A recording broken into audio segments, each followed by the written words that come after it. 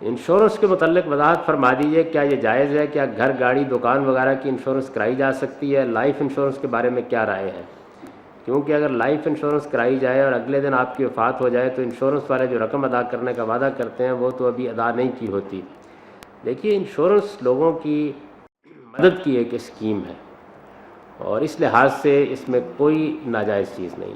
اگر کسی موقع کے اوپر 10-20 لوگ مل کے یہ فیصلہ کر لیں کہ ہم سب 20-20 25-25 روپے دیں گے، اور اگر کسی بھائی کو کوئی تکلیف پہنچ جاتی ہے یا کوئی معاملہ ہو جاتا ہے تو اس حساب سے اس کو ادائیگی کر دی جائے گی، تو اس میں یہ نہیں دیکھا جائے گا کہ اس نے کتنے پیسے دیے تھے۔ اس وجہ سے اس میں کوئی حرج کی بات نہیں۔ اصل میں جو چیز اس میں تھوڑے تردد کا باعث بنتی ہے وہ سودی نظام ہے۔